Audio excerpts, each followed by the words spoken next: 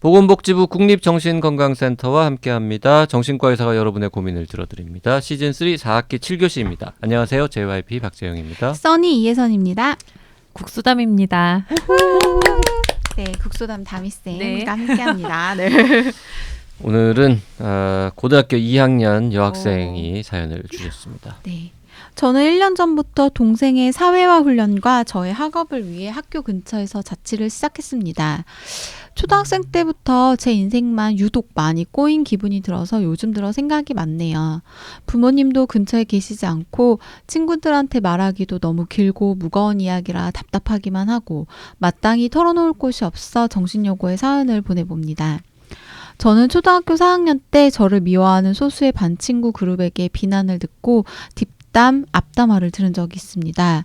제 주변에는 분명히 친구들이 많았고 그 친구들이 이상하다고 저를 위로하는 친구들도 많이 있었는데 제가 워낙 여리고 사소한 것에도 잘 속상해하는 편이라 그렇게 저를 적나라하게 싫어하는 친구들이 적게라도 있다는 사실이 너무 스트레스였어요.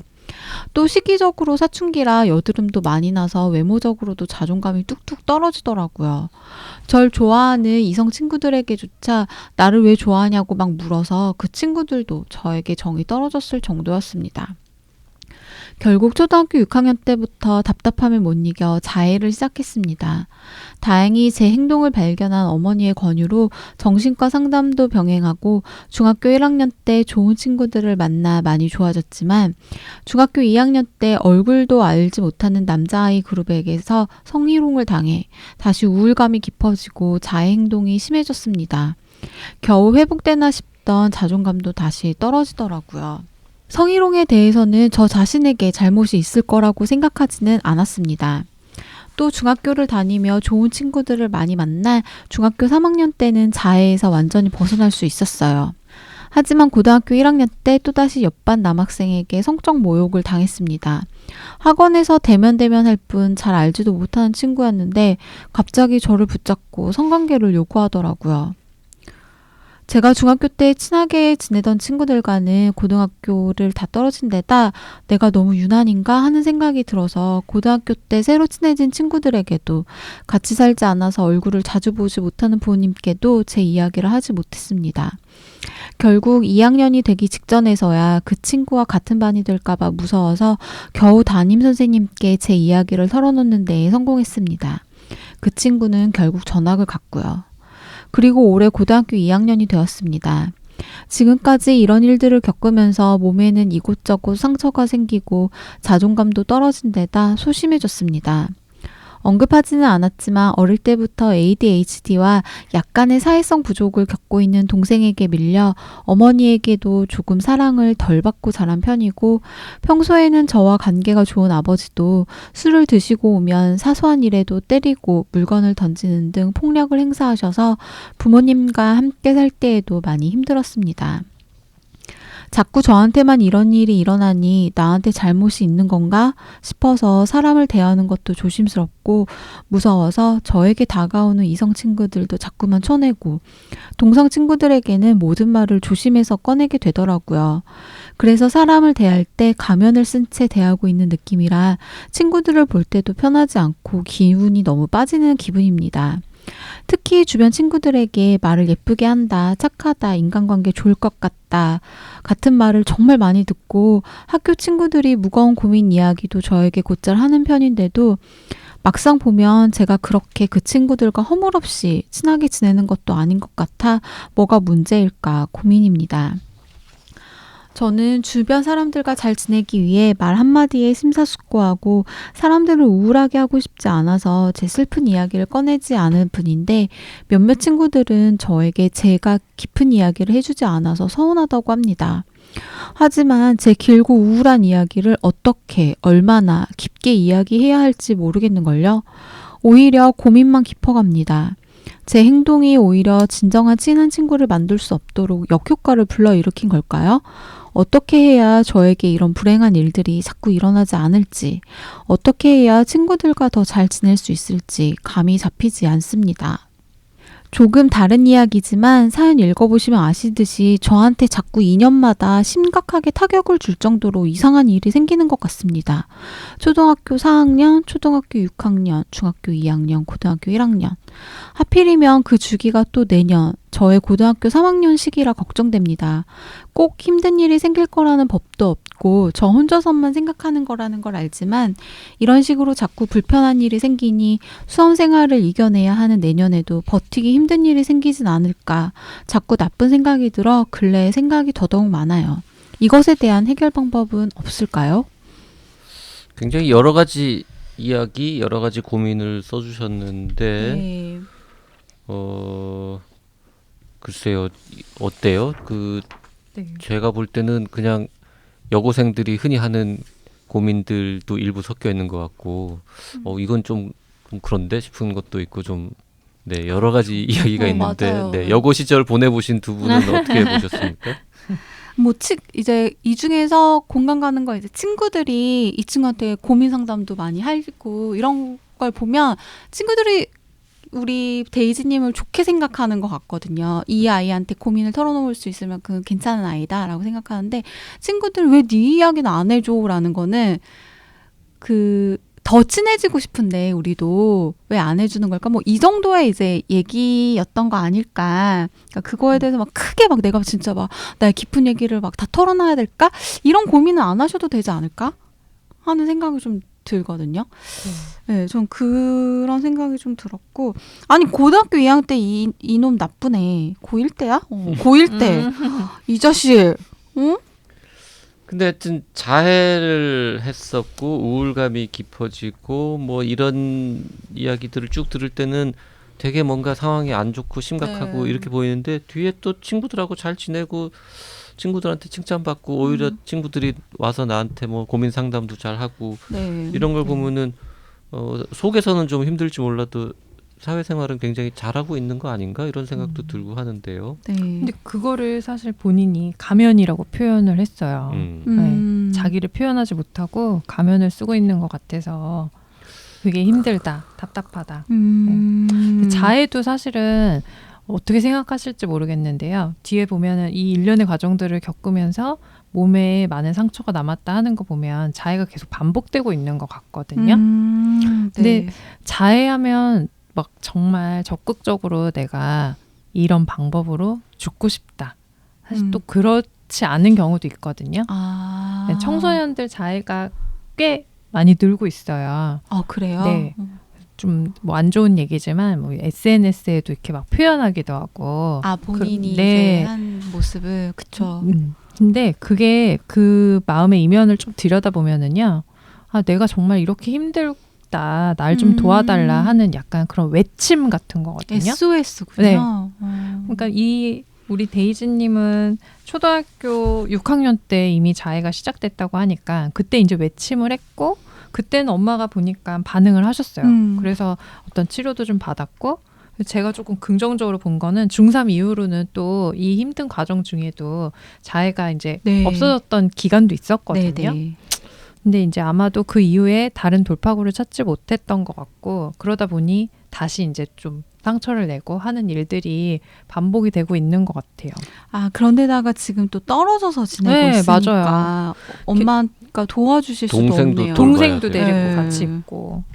근데 18세 여고생이 동생을 케어하면서 자취해서 학교 다니는 거 되게 어려울 것 같아요. 너무 어렵죠. 사실 그냥 네. 이제 그러니까 이런 돌봄이 필요하지 않은 형제 자매가 자취하면서 지내는 거는 그래도 꽤 많은 사례가 있는데 지금 이제 동생을 약간 돌봐줘야 되는 상황이잖아요.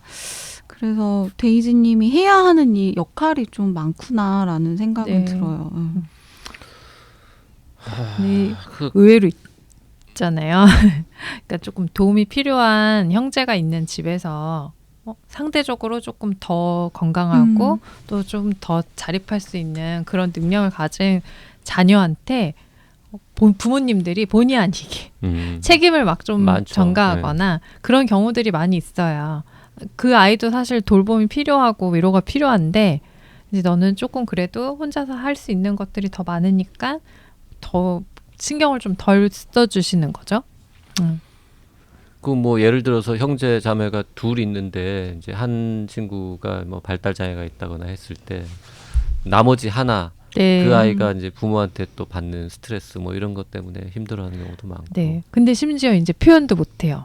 네. 그러니까 그게 이제 속에 쌓여서 그러다 보면 아까 그 표현 가면이란 표현이 자꾸 마음에 와닿는데 자기도 모르게 괜찮아 안 힘들어 뭐 이렇게 하면서 제 가면을 썼던 거죠. 근데 이제 데이지님이 아직 잘 모르는 이제 어른들의 세계에서도 우리 다 조금씩은 가면을 쓰고 살거든요. 그렇죠. 네. 가면 없으면 못 살아요. 가면 없으면 우리 좀 힘들지 하루도 못 살거든요. 그렇죠. 네. 조금씩은 다 쓰고 사는 건데 물론 이제 지금 데이지님이 말한 가면은 우리가 사회생활할 때 이렇게 쓰는 그 용어, 우리가 쓰고 있는 그 가면 이런 거랑은 조금 다르긴 하겠지만 세상 사람 누구도 자기 막 깊은 속 이야기, 특히 뭐 길고 우울한 인생사를 여기저기 가서 막 떠들고 다니고 조금 친해지면 반드시 그 사람한테 야 오늘은 이제 우리 가까워졌으니까 내 얘기를 좀 할게 이러고는 길게 얘기하고 그러진 않거든요. 그렇죠. 근데요. 그러니까 가면을 누구나 쓰는 것도 맞고 써야 되는 것도 맞아요. 그 우리 보통 방어라고 얘기하거든요. 네. 근데 지금 데이지님은 보니까 그 가면의 두께가 너무 두터운 거예요. 우리 막 보통 얘기할 때 러시아 인형 보신 적 있어요? 이렇게 겹겹이 이렇게 쌓여 있는. 뭐지? 마트리오시카. 네. 그 인형에 이제 비유를 많이 하는데 그 안에 상처받기 전에 나가 있고 계속 그 인형처럼 이렇게 겹겹이 자기 방어 체계를 구축하는 거예요. 근데 늘 그렇게 하고 있으면은요. 여기도 딱 그런 표현을 했는데 자기도 불편하고 너무 답답하고 친구들이 옆에서 보기에도 답답해. 쟤 무슨 생각하는지 모르겠고 우리 왠지 친한 것 같지 않고. 그래서 그거 거리 조절하시는 거는 꼭 필요할 것 같고 네. 모든 사람한테 다 내 얘기를 할 수는 없지만 적어도 부모님 힘들고 어려울 때 내가 믿고 의지할 수 있는 부모님 거기에는 또 그 가면을 일부 벗고 또 표현하고 거기에 대해서 또 위로를 받고 하는 경험이 꼭 필요하거든요. 그거를 잘 할 수 없는 상황이었던 것 같아요. 그러네요.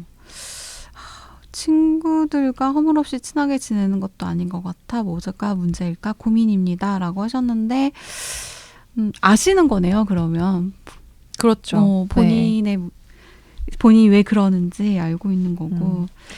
근데 고민이 자기가 그러다 보니 얼마나 깊게 도대체 어디까지 얘기해야 되는지 그쵸. 모르겠다. 그 답은 없거든요. 맞아. 그거는 이렇게도 해보고 저렇게도 해보고 붙었다 떨어졌다 이렇게 하면서 적정한 거리를 서로 찾아가는 건데 그러는 과정에는 조금 시행착오가 생기죠. 그렇죠. 내가 저 친구한테 괜히 이 말을 했구나 하는 상황이 생길 수도 있고 사실은. 근데 또 얘기를 조금 털어놨더니 위로를 받을 수도 있고. 근데 그건 말하기 전까지는 사실 모르는 거라서. 네. 근데 저는 어쨌든 그 친구들은 데이지님한테 고민을 잘 털어놓고 뭐 말 예쁘게 한다, 뭐 인간관계 좋을 것 같다 이런 얘기 한다 그랬잖아요. 근데 생각해 보세요. 요 친구들이 하는 그 무거운 고민이라는 게 분명히 인생 전체에 걸친 긴 이야기 이런 거 아닐 거란 말이에요. 그 친구들이 데이지님한테 털어놓는 무거운 고민이라는 게 무슨 내가 어릴 때 아빠한테 맞았어요라거나 무슨 초등학생 때 누구에게 무슨 성희롱을 당해서 이런 얘기를 갑자기 하진 않을 거라는 게 사실은 대부분의 이렇게 고등학생들끼리 친구들끼리 서로 얘기하는 고민은 현재 요즘에 관한 고민이걸랑 그럴 가능성이 이제 높은 거죠. 걔네들 스스로는 이게 굉장히 무거운 고민이라고 느껴서 얘기하지만 사실은 조금 한 발 떨어져서 보면은 그렇게까지 막 심각하지 않은 고민을 무겁게 얘기했을 수도 있걸랑요. 그래서 제가 하고 싶은 얘기는 지금 이 데이지님이 다른 친구들은 고민 얘기도 하고 속 얘기도 하는데 너는 아무 얘기도 안 하는 것 같고 그런 좀 반응을 받는다. 그리고 나도 좀 내 얘기를 하고 싶다. 근데 어디서부터 얘기를 꺼낼지 모르겠다라고 고민이 되시면 그냥 요즘 고민을만 얘기하시라고. 옛날 얘기를 다 하려고 하지 말고 그 18년 인생사를 어떻게 짧게 압축하냐고. 그 예를 들어서 최근 3개월 혹은 뭐 최근 6개월 전부터 이렇게 지난 여름 이후에 새로 생긴 고민에 대해서만 나는 친구들과 털어놓고 얘기를 하겠다거나 뭐 이렇게 한번 전술을 세워보면 어떨까. 네. 그것도 팁이네요. 네, 좋은 방법이네요. 거기서부터 시작하는 게. 근데 이제 거기로 이렇게 들어가서 그 밑에 있는 어려운 얘기까지 하는 거는 뭐 친구들 중에서 믿음이 또 생기면 그 그럼. 친구한테도 할 수 있고.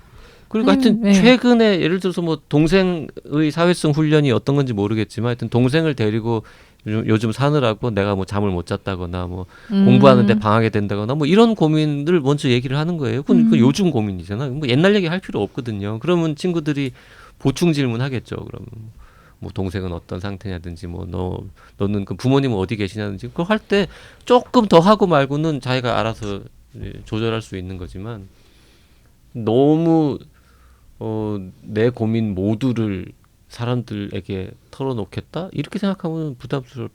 그렇죠. 나도 부담스럽고. 근데 진짜 어린 고등학생이 감당하기에 무거운 얘기들이긴 해요. 네. 네. 그러니까 이 무게가 너무 무거우니까 말씀하신 대로 한 번에 걷어내긴 너무 힘들고 조금 가벼운 것부터 해서 조금 해가지고 떼어내고 조금 해서 떼어내고. 맞아. 네.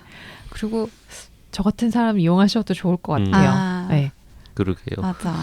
그리고 본인이 특별히 잘못해서 괴로운 게 사실 별로 없어요. 성희롱 당한 거 이런 거 그 놈이 나쁜 놈인 거고. 진짜. 고등학교 1학년밖에 안 된 게. 네, 아버지가 뭐 폭력을 행사한 거 이것도 본인 아무 문제 아닌 거고. 네. 저는 마지막에 이 2년마다 한 번씩 주기적으로 돌아와서 내년이 그 돌아오는 뭔가 나쁜 일이 생길 것 같은 해다. 근데 하필 고3이다.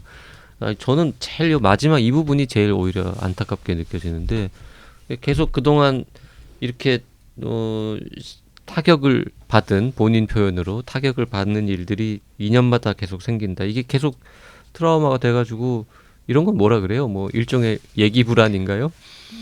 그냥 나쁜 상상 또 2년 징크스 이렇게 하는 건데 이건 진짜 그냥 본인도 알아. 이게 진짜로 일어나지 않을 수도 있고 나 혼자 생각이지만 자꾸 불편하고 내년에 공부도 열심히 해야 되는 시기인데 이런 일이 생겨서 내 멘탈을 흔들리면 어떡하지? 이렇게 고민을 하는 거라서 이거는 근데 사실 방법이 있을까요? 다미쌤? 이거 내년에 또 나쁜 일이 생기면 것이다. 어떡하지? 뭐. 근데 안 생길 거라고 계속 이렇게 자기 주문을 거는 건 좀 별로일까요? 네. 별로군요. 그거는 오히려 막 거기에 그 생각에 너무 더 집착하는구나. 집중하게 만들게 될 것 같고요. 결국 여기 생각에 몰두하는 것보다 이거에 사실 일어나지 않은 일이고 네. 또 미래의 일은 아까도 얘기했지만 팩트가 아니잖아요. 맞아요. 근데 이미 그렇게 상상할 수밖에 없게 그 전에 일들이 너무 무겁고 힘든 거죠. 그래서 그거를 안 해야지 하는 생각에 너무 몰두하는 것보다는 아까 이제 그 쌓여있는 그 무거운 짐을 있잖아요. 조금씩 덜어내면 오히려 미래에 대한 걱정이 조금 더 줄지 않을까 싶거든요. 근데 절대 이걸 혼자 할 수는 없고 뭐 부모님이 그거를 좀 도와주시고 받아주시면 좋겠다 생각하는데 그게 여의치 않다면 저 같은 사람 이용하셔도 좋고요. 그다음에 친구도 뭐 현재 고민부터 시작해서 조금 그렇게 덜어내시면 좋을 것 같아요. 그 표현 좋은 것 같아요. 내가 갖고 있는 짐을 이렇게 덜어내면 점점 나는 가벼워질 거니까. 네, 같이 나누는 거죠. 네. 그 고등학생이 혼자서 정신건강의학과에 오거나 하는 경우들도 종종 있어요. 있죠. 네. 이상한 건 아니고 뭐 그러니까. 당연히 그냥 병원 아프면 병원 가는 것처럼 뭔가 불편한 게 있으면 해결하러 병원에 그런다고 가는 해서 거니까. 뭐 이게 부모한테 연락이 가거나 이런 것도 전혀 아니고. 그거는 아니죠. 근데 아까 자해 얘기를 했는데 어떤 학생이 한 말이 제가 떠오르는데요. 자해를 이제 했던 학생이 본인의 심정을 얘기를 하는데 마치 이렇게 냄비에 불 떼면서 물 끓이는 것처럼 늘 그 불이 떼지고 있대요. 그러니까 힘든 거가 계속 부글부글 이렇게 하고 있는데 이제 물이 끓는다는 거는 끓는 점을 이제 넘어가야 되잖아요. 네. 그 친구가 되게 무슨 국수 삶는 얘기를 비유를 들어서 하더라고요. 그래서 어느 순간 국수 삶다가 이렇게 물이 확 올라올 때 찬물을 확 부으면 이렇게 가라앉잖아요. 그쵸, 네. 그것처럼 그게 확 올라올 때 자기가 그 순간 그걸 끌 수 없으니까 찬물 붓는 그런 심정으로 자해를 한다고 하더라고요. 그래서 그 얘기 들으니까 참 안타깝더라고요. 네. 그러니까 우리가 평소에 할 수 있는 거는 그 끓는 불 떼는 거를 조금 줄이는 거. 일단 그거 할 수 있고 확 끓어오를 때 어쨌든 자해나 이런 방법 말고 조금은 좀 더 건강한 방법으로 물을 끼얹을 수 있는 다른 루트를 좀 개발하는 거. 그렇게 좀 생각해 볼 수 있을 것 같아요. 그런 방법은 이제 다윗쌤과 같은 전문가들이 또 많이 알고 있으니까 뭐 그리고 이제 2년마다 생겼다는 거 지금 세 보니까 4번이거든요. 4번. 네. 4번 정도는 그냥 우연의 일치에 가깝습니다. 네. 예를 들어서 한 85세 되신 할아버지가 내 나이 짝수해마다 지난 40번에 걸쳐서 큰 일이 있었다. 홀수해는 아무 일도 없었는데 뭐 이러면 진짜 저 양반은 뭔가 짝수해만 되면 특별한 일이 생기는 건가? 지금 18살이고 겨우 4번인데 그리고 4번이 다 일이 다르잖아요. 같은 일도 아니고 그냥 세상 살다 보면 그냥 이런저런 일들이 생기는데 어떻게 꼽다 보니까 제일 뭔가 신경 쓰이고 기분 나쁜 일들이 한 몇 가지 있는데 그것들이 그냥 우연히 이렇게 뭐 짝수해면 짝수해, 홀수해면 홀수해 일어났을 뿐인 거죠. 좋은 일들도 또 뭐 여기저기서 네. 많이 있었을 거 아니에요. 2022년 데이지님이 고3을 보내는 그 짝수회에는 나쁜 일보다는 좋은 일이 훨씬 많이 생기기를 우리가 뭐 기운을 좀 불어넣어 드리죠. 네. 수험생은 무조건 지지합니다. 그리고 혹시 동생을 돌보는 일이 너무 부담스럽거나 그 자체가 힘든 일이라면 고3이라는 좋은 핑계가 있잖아요. 그렇죠. 고3이면 뭔가 이렇게 원래 평화롭고 잘 지내는 아이한테도 뭔가 더 해주는 시기인데 혹시 동생 문제가 너무 힘들면 내가 그동안은 데리고 살았는데 내가 고3인데 이제 올해는 내가 좀 동생을 돌보기는 힘들 것 같다라고 부모님께 다시 좀 얘기를 해보면 어떨까. 그러네요. 그런 그것도. 얘기도 듭니다. 맞습니다. 참고하시면 좋겠습니다. 정신여고 4학기 7교시는 여기까지 하겠습니다. 사연 보내실 분들은요? 네, 원하는 닉네임, 성별, 나이와 함께 A4용지 한 장 정도의 분량으로 구체적인 사연을 보내주시면 되고요. 사연은 radio@doc.co.kr로 보내주시면 됩니다. 사연이 채택되신 분에게는 스타벅스 기프티콘을 선물로 드리고 있습니다.